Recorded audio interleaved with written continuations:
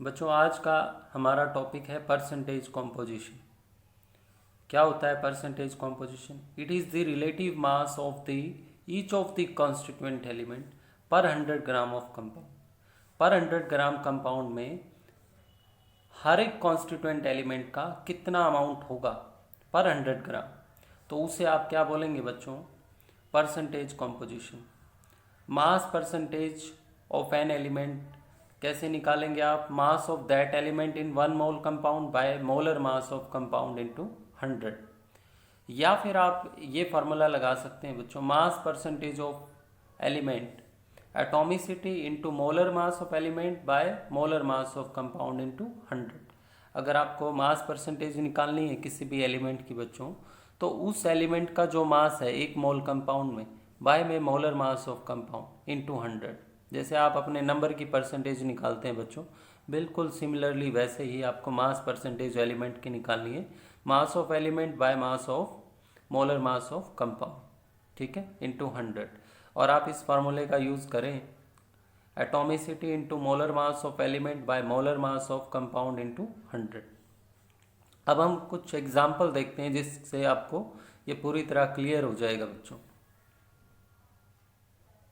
देखो बच्चों, जैसे एक क्वेश्चन दिया गया है कि calculate percentage composition of hydrogen and oxygen in H2O। अब आपको पर 100 ग्राम, अगर हम 100 ग्राम वाटर का लें बच्चों, तब हाइड्रोजन का मास कितना होगा और ऑक्सीजन का मास कितना होगा? तो आपको क्या फार्मूला बताया बच्चों? Atomicity into molar mass of element by molar mass of compound into 100।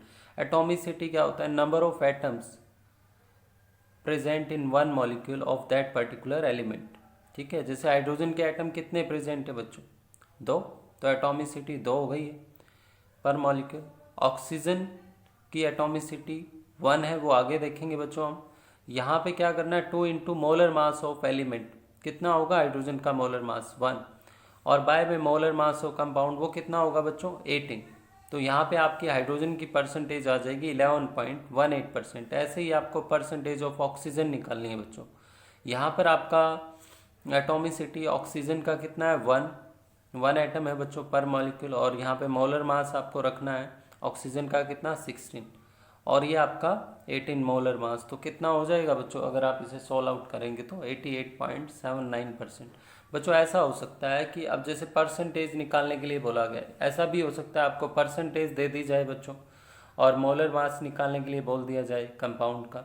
या हो सकता है आपको मास परसेंटेज दी हो एलिमेंट की, मोलर मास दिया हो कंपाउंड का और आपसे एटॉमिसिटी निकलवाने के लिए बोल दिया जाए बच्चों। अब हम नेक्स्ट एग्जाम्पल देखते हैं, इसी तरह का है वो। देखो जैसे आपको क्वेश्चन क्या दिया गया, if the nitrogen percentage in urea is 46.66%, then what will be the atomicity of nitrogen in urea? Molar weight of compound is 60। अब की बार बच्चों आपसे एटॉमिसिटी पूछी गई है, तो परसेंटेज नाइट्रोजन कैसे निकालते हैं आप? ऐसे निकालते हैं ना, atomicity into molar mass of element, वो आपका 14 है बच्चों, यहाँ पे एलिमेंट का रखना है। और उसके बाय में molar mass of compound into 100। आप देखो परसेंटेज आपको यहाँ दी गई है, कितनी है? 46.66%। तो अब आप ये देख लीजिए, यहाँ पे आपको एटॉमिसिटी के लिए सॉल्व करना है। ये अब की बार आपको दिया गया है, मोलर मास कंपाउंड आपको दिया गया है। ये आपको पता होगा कि नाइट्रोजन का जो मोलर वेट होता है, एटॉमिक मोलर वेट, वो कितना होगा बच्चों? 14। तो एटॉमिसिटी कितनी आएगी यहाँ पे नाइट्रोजन की?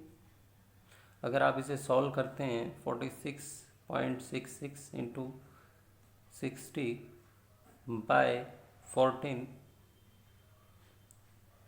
बाय 100, तो ये आ जाएगा बच्चों आपका 2। तो बच्चों यहाँ पे आपने एटॉमिसिटी कितनी निकाल ली नाइट्रोजन की? 2। यानी पर मॉलिक्यूल नाइट्रोजन एटम कितने प्रेजेंट होंगे बच्चों?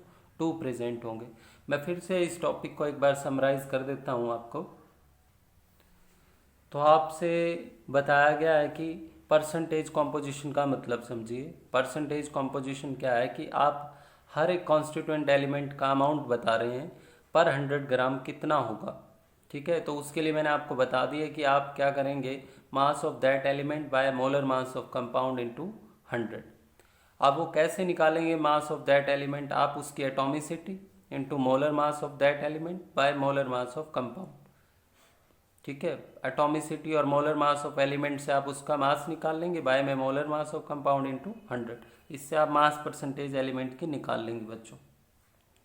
ठीक है, उसके बाद आपके सामने ये दो एग्जाम्पल थे बच्चों, calculate percentage composition of hydrogen and oxygen in water. और उसके बाद फिर हमने देखा था कि परसेंटेज दी हुई थी आपको, परसेंटेज दी हुई थी और उसके बाद आपको क्या निकालना था बच्चों, एटॉमिसिटी निकालनी थी। तो ये क्वेश्चन आपको करने आने चाहिए बच्चों। ठीक है, तो आज का टॉपिक जो है आपका छोटा सा ही टॉपिक है। इसके बाद हम देखेंगे कि परसेंटेज कॉम्पोजिशन से आप एम्पिरिकल फार्मूला कैसे निकाल सकते हैं, ये हम नेक्स्ट लेक्चर में देखेंगे बच्चों। ठीक है, तो इसे आज आप जो है यहाँ तक करिए।